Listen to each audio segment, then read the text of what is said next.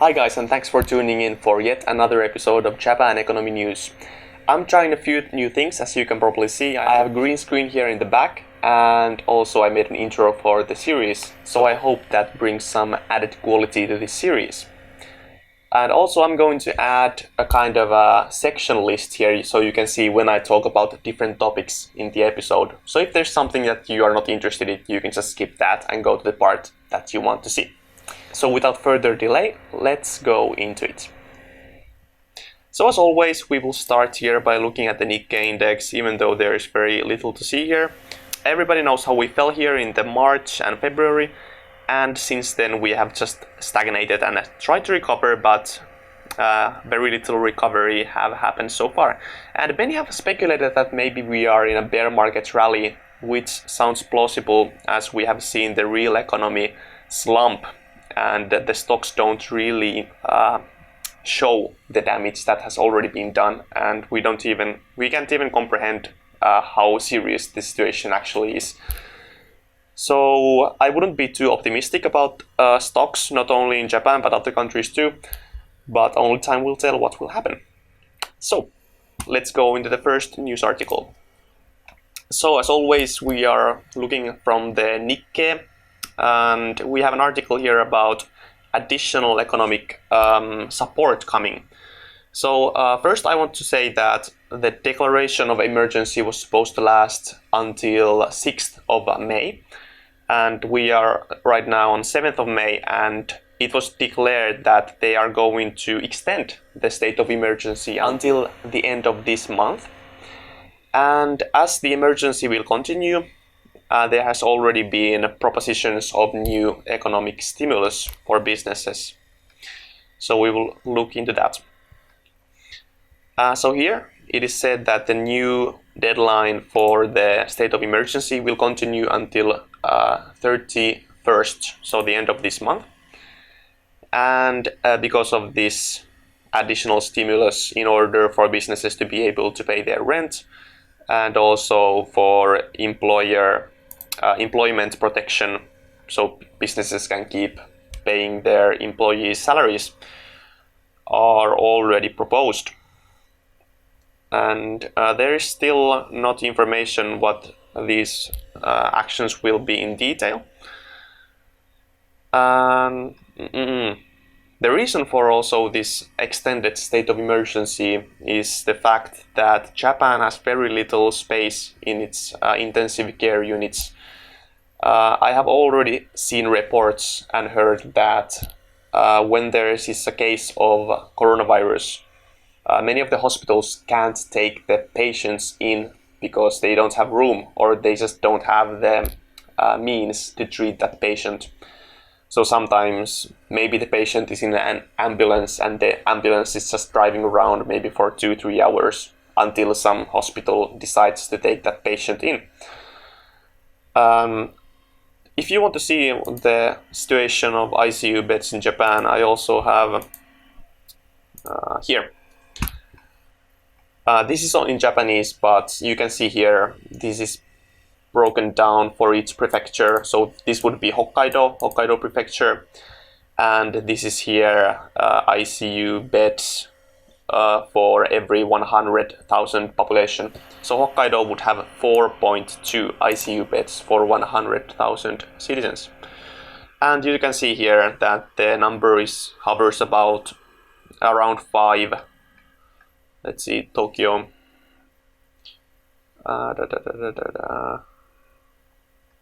Okay, so here is Tokyo, so there's 8. So there's 8 ICU beds for every 100,000 citizens. That is not much when you consider that Japan has a very aged populace. There's a lot of people over 70 years, which is exactly the risk group that is being hit hardest by the coronavirus. So Japan is in a situation where they really have to limit the spread, so they are having to close businesses in order to do that. Alright, let's continue with the article. And yeah, this is the Prime Minister saying that we are not in a situation where we can open yet because of the stress that the medical facilities is facing right now. So we will extend the emergency by 1 month. And it is also lastly here stated that Japan might be considering changing some of the laws in its constitution, which currently don't really allow Japan to do drastic measures in order to deal with these kinds of situations. And Abe Prime Minister is even here quoted saying that he was thinking of changing some of these laws even before this coronavirus situation. And this situation is only kind of adding fuel to this fire. And I'm not 100% certain of what are exactly the laws that he is looking for to change. But what it boils down to is they want more power and more ability to change and enforce laws.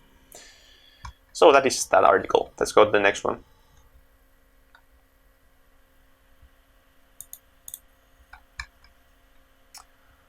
And here we have an article about leisure facilities, and we have data from credit card company, and the data shows exactly how people are reducing their spending in these kind of leisure facilities. They are not going outside. Of course, the same can be said about restaurants and everything in that kind of category. What is interesting is that the amount that was spent in the leisure facilities actually went into minus. And you might be thinking, how can this happen? How can it be minus? Well, the reason is because people canceled their reservations, which actually can then bring the overall total to minus. And this is a picture of Disneyland, which is still closed. I think the only Disneyland that is right now going to open is the one in Shanghai, but even that will probably be only partially open, so we will see what happens there.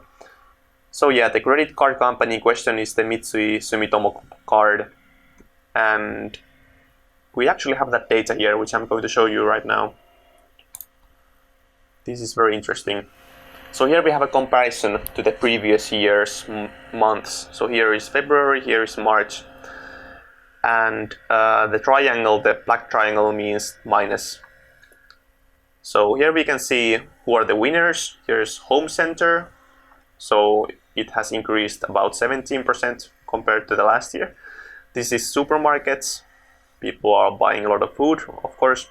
So about 15%, and third is a little surprising. It is pet related, so pet food, pet toys, whatever is related to that is increased about 12% compared to last year's March.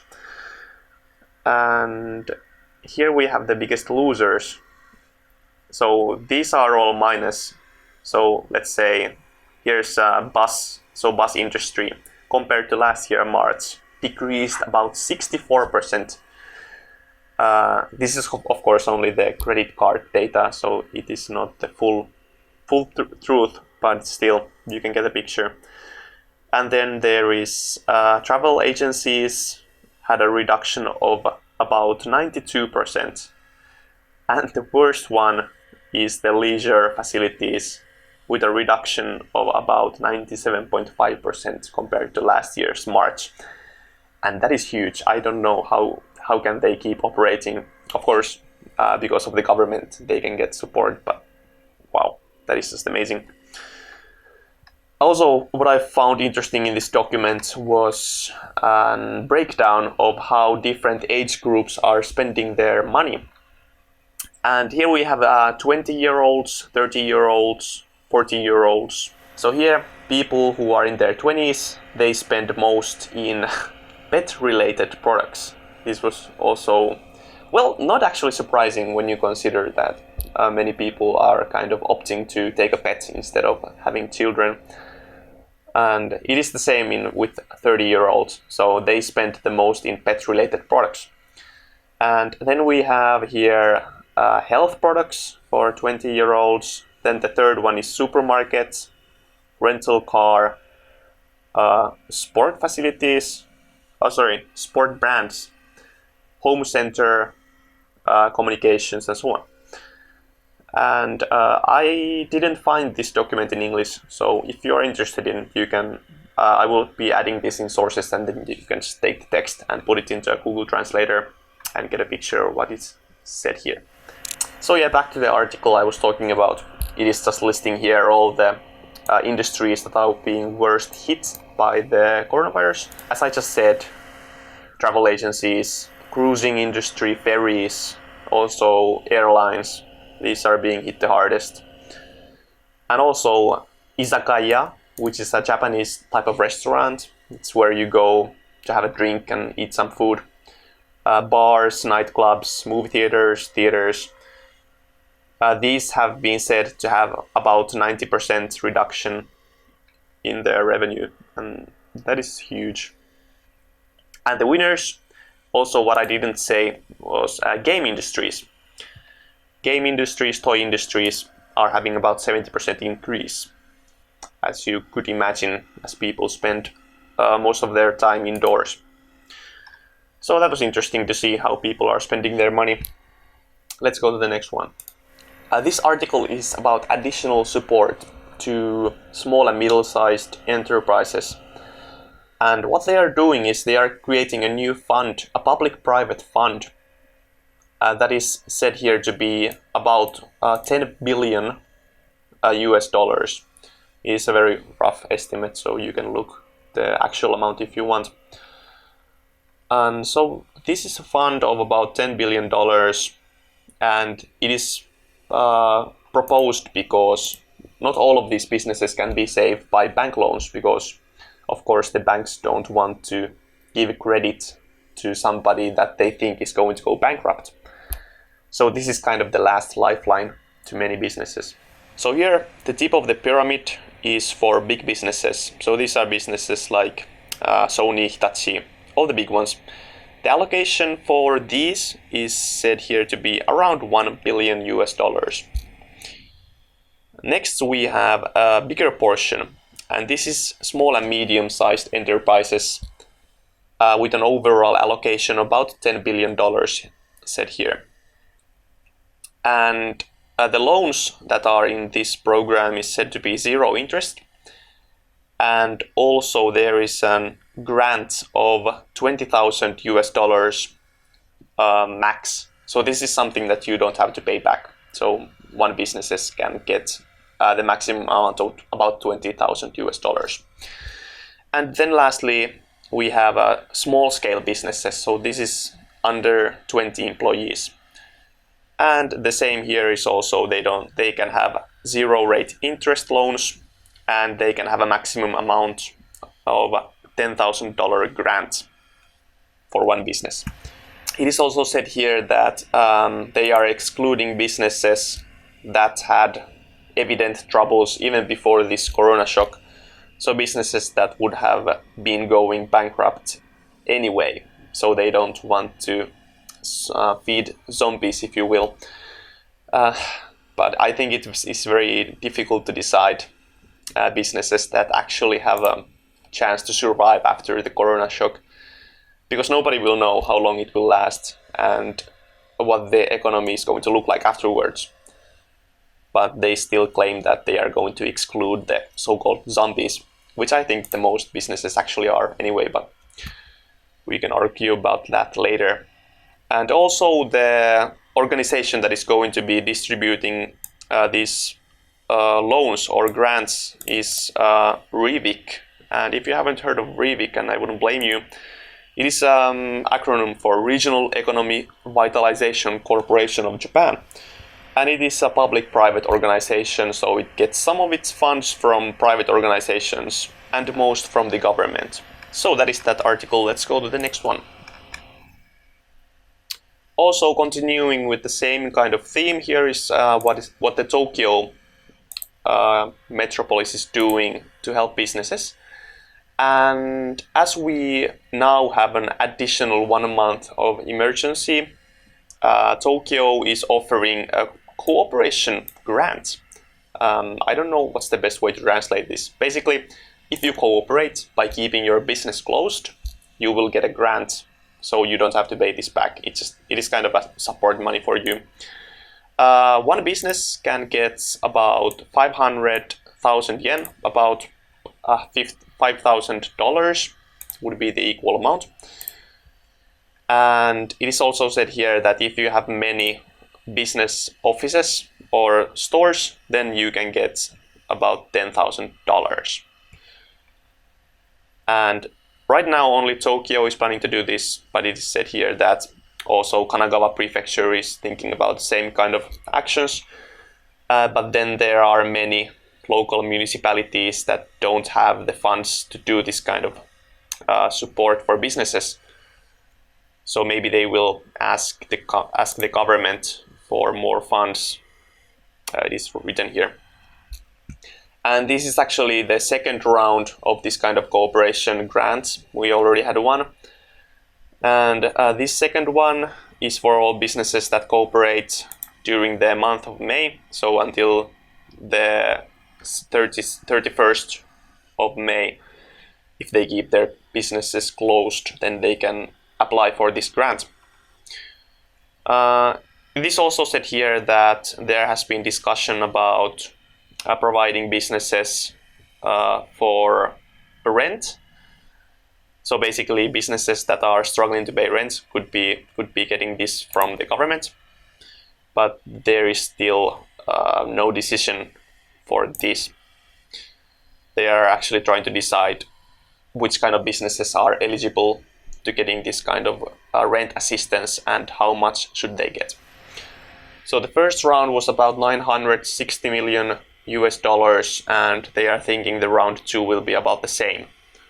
So that is the overall allocation that they can have for that. Of course, these things usually tend to inflate in price afterwards, but we will see.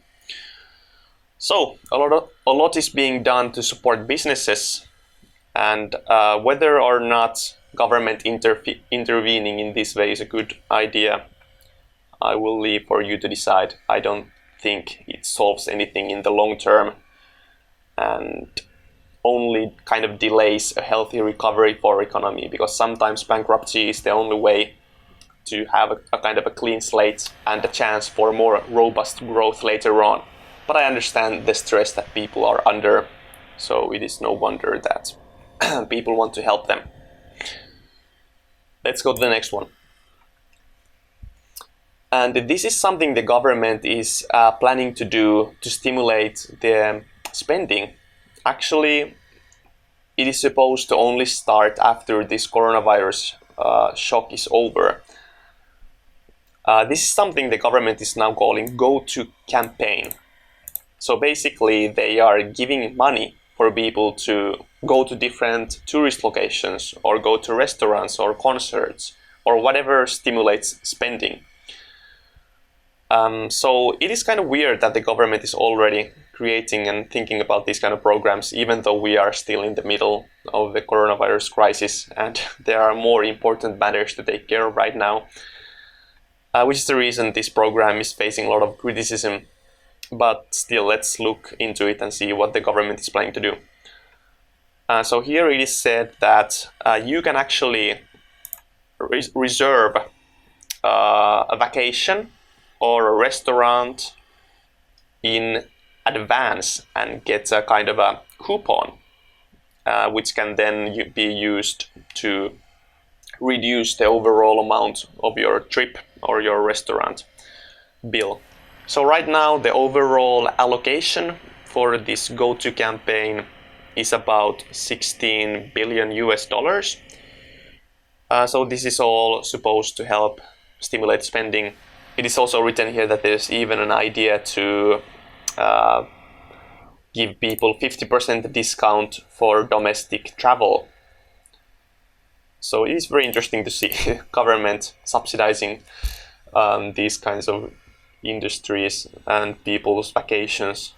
And not only travel, also here it is said an example of restaurants. So you use some kind of reservation site to reserve a restaurant, and it is said here that one people can get a maximum amount of about 1,000 yen in points, so basically a cashback, which you can then use again as a discount. And also music live concerts can be bought for 20% discount. So only time will tell what will happen with this go-to campaign. I don't think it is time to think about this yet, but I understand why they are very worried about what will happen with the consumption. But we will go to the next article. And this was interesting. It is said here that no need for offices anymore. It seems that startup companies are realizing that they don't need office space anymore, and they are canceling their office contracts in order to reduce expenditures. In the recent years, a lot of venture capitals have put money into startups, and some of this easy money has kind of flowed into the office spaces. Having a nice office is kind of a way to attract talent and, well, make yourself look prestigious and successful as a business. But right now that is changing. It is not said what the big businesses are doing, but especially small startups are realizing that they don't really need these offices. Of course, part of it is probably they can't have these offices, as many are having decreased revenue because of the coronavirus. So they're realizing that they can work from home. So here is an example of a media company that has offices in Shibuya. So Shibuya is kind of in the heart of Tokyo, and they are paying rent about $200,000 a month. And that is just crazy. I didn't even know that rents can be this high. Of course, Shibuya is a very popular location, but still. So they want to cancel this contract, but they also have a penalty for canceling contract, which is about $1 million. So it is very hard to decide, it is said here. Well, yeah, that is quite a penalty. But nevertheless, we can see the direction is going more into the teleworking space. So people don't need offices, they can work from home, and I think this is a good thing. I'm sure there can be some other uses for all that office space. And that is that. The last article for today is about laxing the banking rules, which is not a rare thing nowadays. It is said here that to kind of enter the fintech area and the fintech competition, there has been propositions to lax the regulation of banks so they can be more flexible, if you will. So here it is said that because of companies like Amazon, many Japanese banks find themselves at a disadvantage because of all these regulations. So they want the regulations laxed, so it is easier for them to enter the fintech area and increase their revenue along with that. So currently there's a rule that a bank can't subsidize more than 15% of the capital for their subsidy companies, which is, I think, to not give them too much control. So there is a proposition to lax this rule so they could fund more than 15%, especially in the fintech area. So if this rule passes, it would mean that the traditional banks, Mitsubishi and all of those, they would get a lot more control in the fintech area, and we could maybe see a lot of consolidation in this way, which would really give the banks a lot more control of our lives, which I'm not sure is a good thing. As a consumer, it is better to have competition so you can choose between different options. But it is still too early to say what is the final conclusion of this law, and even if it passes, what are the conclusions going to be. But I will be looking into it more in the future. Anyway, thanks for tuning in to another episode of Japan Economy News, and I will see you in the next one.